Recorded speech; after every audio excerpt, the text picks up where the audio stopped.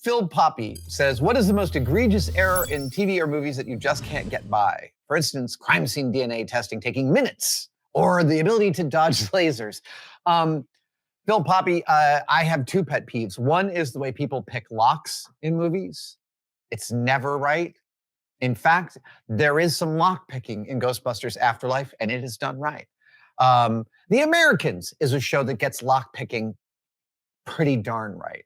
But the thing that really chaps my hide in watching movies is hackers, is watching people hack stuff. I'm in their mainframe. I figured out that all of that crap. It's just, I mean, what is the movie? What's the John Travolta movie? Blowfish? Swordfish. Swordfish, blowfish, doesn't matter. I mean, the hacking in that movie is problematic at best from a narrative standpoint and also from a interpersonal standpoint. But yeah, hacking in movies always tends to make me bored. Yes, David Griffiths. This is a question I wanted to get to. David Griffiths wants to know, what about my favorite heist movie? He's asking in terms of plausibility, but also where I can sit back and enjoy the ride. Everyone has wanted to participate in a grand heist at some point, right? Sure. But we're mostly too honest to do it. Yeah. His is Die Hard. Die Hard's a great heist movie. Look, Ocean's 11 is a masterpiece. I watch that movie probably once a year. I love it. As a heist movie, it's not very realistic. There are some great ones. There's The Bank Job with Jason Statham, which is not really a Jason Statham movie, even though it's a Jason Statham movie. It's more like, look, Jason Statham is an action hero par excellence. I love him, but he's also a terrific actor and he's funny, like really funny. And The Bank Job is a terrific movie with him. It gets gory, it gets pretty dark, but it's terrific. But my favorite heist movie, wait. Before I get to my favorite heist movie, I would be remiss if I did not cover Thief with James Caan. It is, in fact, an early Michael Mann film. I only recently found out. I didn't realize Michael Mann was directing movies that early. Thief is a weird one. It is an absolutely beautiful movie. It's a nuanced and strange performance from James Caan. It's terrific, excellent movie. But my favorite heist movie is Heist. David Mamet's film Heist, starring Gene Hackman, Rebecca Pidgeon, Danny DeVito. What's that other guy's name? From Moon. I know, you're yelling at the screen trying to, Sam Rockwell, thank you. He's a local San Franciscan Sam Rockwell, and somehow I forgot his name. Heist is a great, great movie.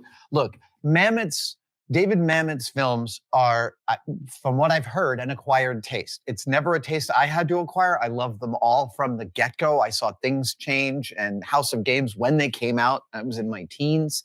I've watched pretty much all of his movies since then. And look, David Mamet and I think, would find lots to disagree about. But I love his writing. I love his writing of dialogue. I love his approach to character. Even though it's not a heist film, Spartan by Mamet, starring Val Kilmer, is absolutely a stunner. It was Val Kilmer and Derek Luke. It's incredible. But Heist is a close second of my favorite Mamet films. And The Heist is so brilliant.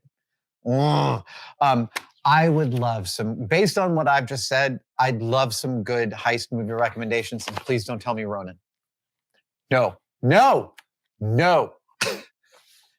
know, I have a friend whose pet peeve about movies is anytime in a movie when they say the name of the movie. And the most egregious version of this, the second most egregious version of this, is the movie Jagged Edge, in which the title Jagged Edge is said at least like 6 times by people in the movie. Like they're on the stand. Well, he had a knife. What did it look like? Well, it had a jagged edge. Literally, this happens like half a dozen times in the film. But the most egregious is Ronin, in which the movie opens with a sentence about what a Ronin is: a wandering samurai, a masterless wandering samurai wandering the landscape of feudal Japan. And then twice, not just once, but twice in this ridiculous movie, Somebody says exactly that. Oh, what's a Ronin? Well, a Ronin is a masterless samurai who wandered through. It says literally the text of the thing that was written in the front of the film. I don't know why that made me so salty, but it did. Okay. C. Morgan. Is there a book or graphic novel which you always hoped would be made into a movie or TV series, but which hasn't yet?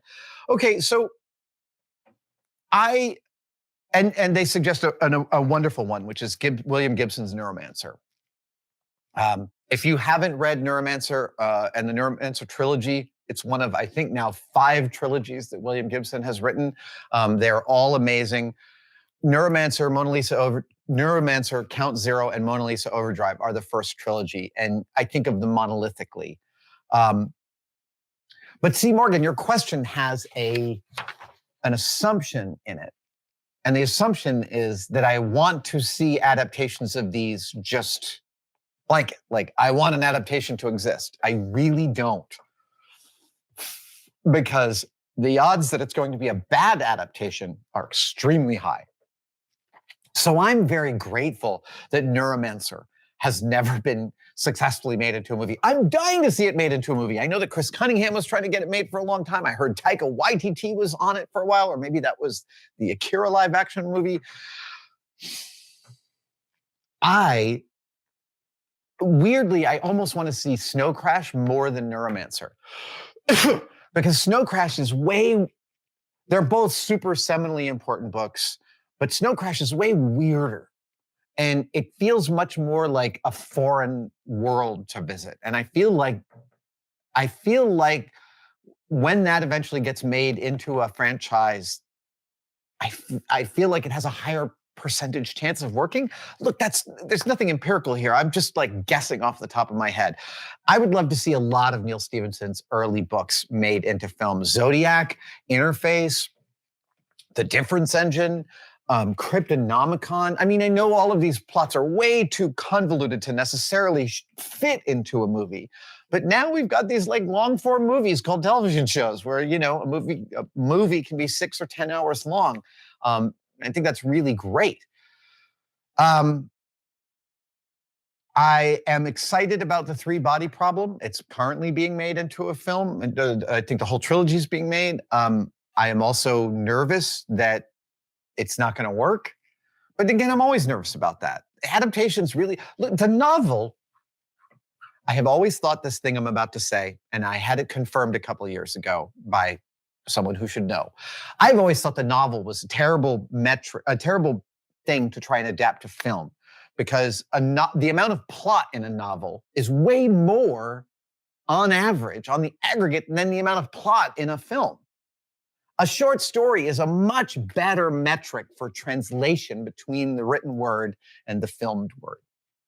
And I built a prop. I replicated at a crazy high detail a prop from Apocalypse Now, and I made several of them, and one of them was for Francis Ford Coppola, and I brought it to him at Zoetrope here in San Francisco a couple of years ago, and I got to have lunch with Francis at the cafe down at Zoetrope, and we chatted about this. And he said to me, like apropos of nothing, while we were talking about writing in films, he was like, "The short story is the perfect thing to adapt into a film." And he actually has a short story. He had for many years a short story magazine, which was about like finding great short stories that could end up being great film projects.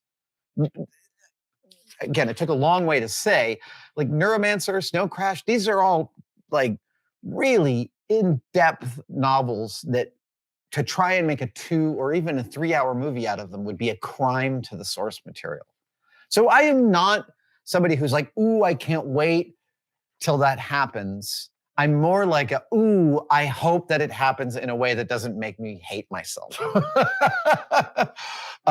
You might ask why I would hate myself. I just mean like, you know, you just watch something like, you get like, yeah, that feeling when someone takes something that you loved and butchers it. All right, we got some questions that are happening during the live stream. Mika Bruce asks, which is the best version of Blade Runner to introduce someone to that franchise? This is like one of those bar bet questions, right? Look, I'm not fancy about this one. Even though I grew up on the original theatrical release of Blade Runner with the stilted and mannerist monologue by Harrison Ford, um, I vastly prefer Ridley Scott's final director's cut. I think it's an amazing and wonderful director's cut. I was astounded.